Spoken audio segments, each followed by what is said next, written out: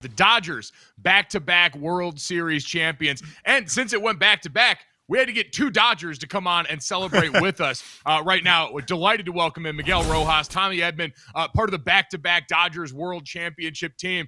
And Miggy, can I just say, before we came on air, the biggest flex I think I've ever heard as we look at your incredible backdrop here was saying, I'm going to have to find some space for my second championship trophy over on the side of the room. How you guys feeling today? Feeling great, man. Thank you for the opportunity to jump in with you guys and actually talk to all of the fans out there that we can actually talk to them throughout the whole postseason, because we're focusing on winning games and getting this done. But I mean, we got it done, and the job is finished. Now we got bigger problems trying to find a place where I can put my second trophy right there. Yeah, that and go for a third in a row as well. Tommy, back to back, what was the difference of the feeling last year when you guys won it and this year when you guys won it? Yeah, I mean, honestly, it felt just as sweet. Getting that first one is obviously a huge deal. You know, everybody plays their entire life, plays baseball their whole life, just to have a chance to play in a World Series, and we got to play two in a row. So, you know, we don't take it for granted. And I feel like each World Series feels just as good as every one.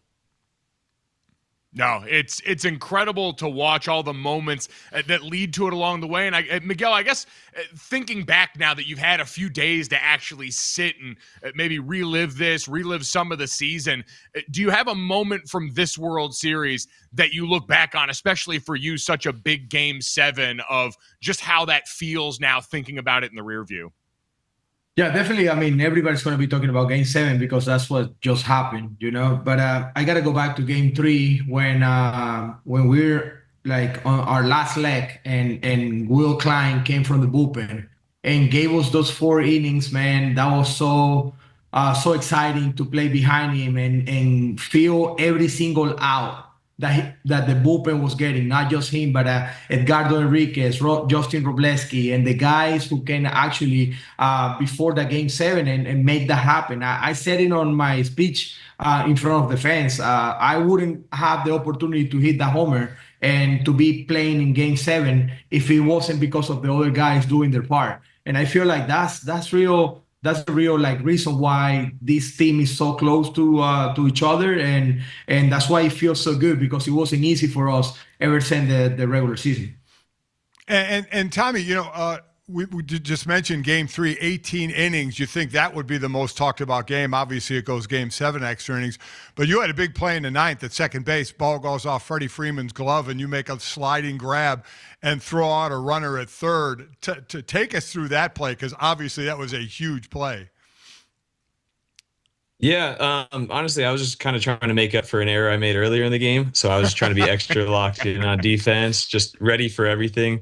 But you know, I saw the ball go off of Freddie's glove, and I know that this Blue Jays team is really aggressive on the bases. So my first thought was, oh, they're going to do everything they can to get that go ahead run to third base. But you know, there were just so many amazing defensive plays, so many great plays throughout that whole game, that, you know, it's tough to just look at one and say, you know, that's the reason we won. Kind of like Miggy was saying, that was a game where just every single guy contributed, and that can kind of just be carried over to the whole series as well. It certainly is the case. And Miggy, for you, I know hearing your manager talk about you, calls you one of the glue guys on this team, puts you into that lineup going into Game 6 and Game 7. Just how much does Dave Roberts and the confidence he has in you guys, you know, help get you to the point that you're at now? Yeah, Doug means a lot for the team and for the clubhouse. I feel like his best asset is how he can manage the people and the personalities in the clubhouse, other than managing a team. It's really hard. It's really hard to find a way to balance how you manage the people against managing just the team. And I feel like that's what he did, you know, like he gave me the confidence. And after Game 5, he sent me a text message. He didn't wait until we got to Toronto or anything like that. He told me after Game 5 that I was going to be starting Game 6. And obviously, everybody knows that I was going to be ready for the opportunity. I told Doc back in a text message to him. I said, you know what, Doc, I'm gonna do everything in my power. Everything is possible for us not to lose this game. So it happened. I played a pretty good game defensively in game 6. Everything kind of like happens to us in that ninth inning when Glasnow came out of the bullpen and with 3 pitches he got 3 outs, and I feel like that was the momentum that we needed to feel comfortable in game 7, and the rest is history, man. Yeah, it is. And Tommy, talk about playing defense behind Yamamoto and the way he was pitching. Yeah, it was incredible. And first of all, though, I want to go back to Miggy and you know, just kind of talk about how incredible it was that he did. I knew from this year, I had a couple of stretches where I got injured and didn't play for a few weeks or whatever, and then Miggy didn't have the chance to play as much in the couple of weeks leading up to the World Series, and for him to stay locked in and engaged and you know, and just come in and have huge Game 6 and Game 7, both on defense and offense, was incredibly impressive. Just to get right back into the swing of things in the most important games, most pressure-filled games, was, you know, you can't say enough about that. You guys certainly had more than a few guys step up along the way, like you mentioned, with Will, with the both of you, with Yamamoto, and now you get the spoils of being champions. So walk me through from the post-game locker room celebration to all through this week. Miguel, I'll start with you. What's the most fun thing you've gotten to do in celebrating this World Series championship this time around? 100% is the parade. When we saw the sea of blue people in the streets of LA one more time, I think we pay way more attention this time through having the experience from last year that happened so quick. It felt like it was like 5 seconds of it when you realize that it was over. But this time it was impressive how technical the people was with the signs, or like waiting for their favorite players to be there so they can actually make some more noise than what they were doing, and the kind of like the boss, like the whole time the same kind of noise for like almost an hour. That was the most impressive thing that I ever kind of like be part of.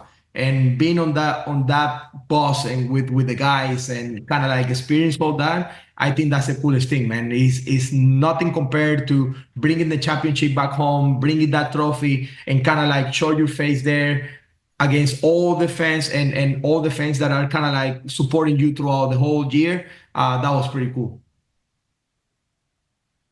Tommy, what about you?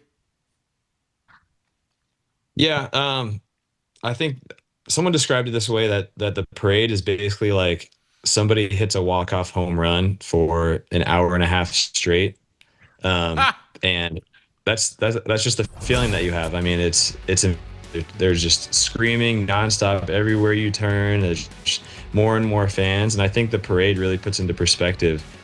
We see all the fans at the stadium, and they fill out every single night, but you know, there's so many people out there that, you know, don't really even have the chance to go to a game. I agree with Miggy that was the most fun part about winning a championship. So, Miggy, I got to ask you about a play on the field. Your home run, obviously, was spectacular, but it could have been all for naught had you not thrown the force out in the bottom of the ninth. And the subtle slip you had talk about the bounce off that turf and playing in, and just obviously on a huge play of the force at home. Yeah, Tommy can talk about this too, how difficult it is to read bounces over there in Hops on that turf in Toronto. It's really, really tough, like going on a ball, because in practice we were missing balls, like playing infield in. That's why I decided to go backwards on it, kind of like take a little bit more of time, secure the ball first, and then try to make a strong throw. But to be honest with you, every time I watch a play, I got inside of me, because it was this close from being really bad. You know, I was gonna play for I think I was gonna be a billion if I don't make the play. It doesn't matter that I hit the home run. I feel like it was tough. It was tough watching the play.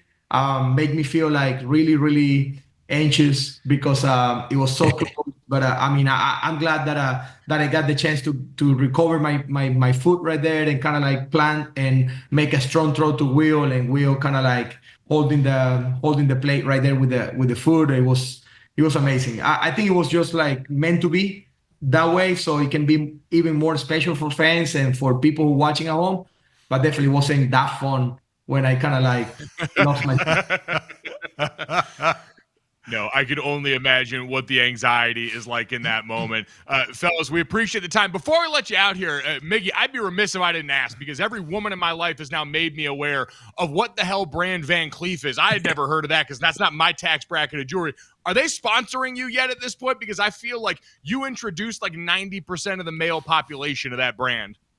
No, not yet. But I feel like I got the Van Cleef earrings last year. I got my wife bracelet and matching single stone necklace. But then I feel like this necklace right here was like really cool. It's something that you can wear while you're playing because it's like a kind of shocker. It doesn't go like too long down here. But yeah, it is just Van Cleef RPOs. I know a lot of people are saying, why is he wearing that to play? I just feel like I always like to show my style. You guys can see right here, I wear a bunch of different shoes, different colors. I take shoes from Mookie spots. So I'm always trying to like bring my personality to the field. This is something that I like, and I mean, Van Cleef, if you guys want to do something with me, like we play in LA, we can do something, and we can actually add to the collection.